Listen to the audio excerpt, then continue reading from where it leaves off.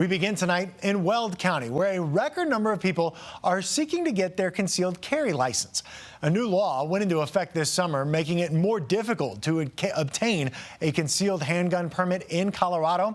That law was written with the intent to ensure permit holders are more educated and more trained in firearm safety. Your reporter in northern Colorado, Dylan Thomas, wanted to find out how the law has changed the way people get their permits. In doing so, he found out there was a surge of people applying for the license right before that new law went into effect.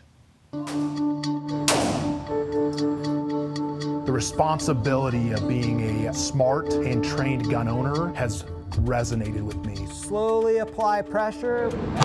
It's imperative. If we're going to carry a tool that was designed to take a life, we need to understand the operations of that tool. We need to understand the laws that we're governed by, and we need to understand how it functions so that we don't inadvertently hurt somebody that we didn't intend to. Which is why Mike Benavides and the McIver Group have dedicated their business to firearm training courses, especially when it comes to obtaining a concealed handgun permit. It's better to have it and not need it than need it and not have it.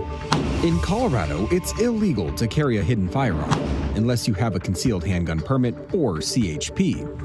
For years, getting the permit was relatively easy if you were looking to get it the cheapest and fastest way possible.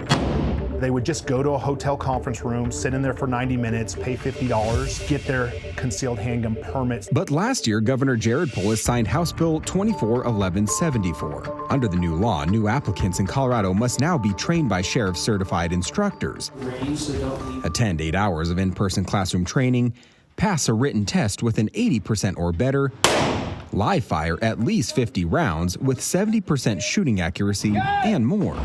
When July 1st happened, that changed everything. We have definitely seen a change in attitude with some of the students that are coming through our classes. The bill gave Coloradans until June 30th of this year to get their permits under the previous guidelines. On June 30th, when I came to work, there was a line of people waiting to get into this building. That's never happened before. Weld County Sheriff's Office Captain Matt Turner said they received record applications leading up to the change in law. We actually had to turn people away that day, which we've never done. CBS News Colorado obtained records from northern Colorado's two most populated counties, Weld and Larimer. Comparing applications year to year from 2024, in May, Weld County saw a jump of 123% in permit applications. Larimer County saw a jump of 36%.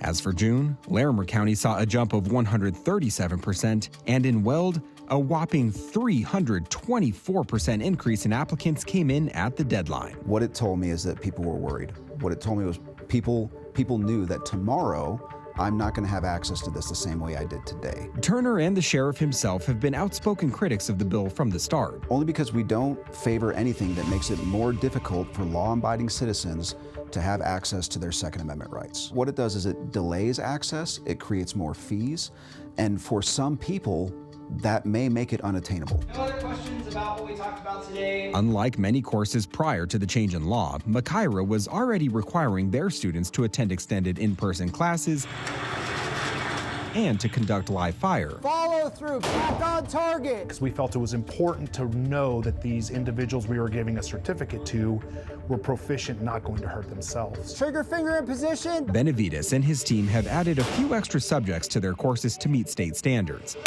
He says aside from the time component, the biggest change most are noticing is the average price of a CHP course drastically rising. Shooters, ready. I 100% support more training. What I don't like is being told I have to do it. Benavides still encourages residents to consider getting their CHP. In the event that you end up in what's potentially the worst day of your life, you're the one walking away from that threat event, and you were able to protect yourself, an innocent bystander, or your loved ones. In Weld County, Dylan Thomas, covering Colorado First.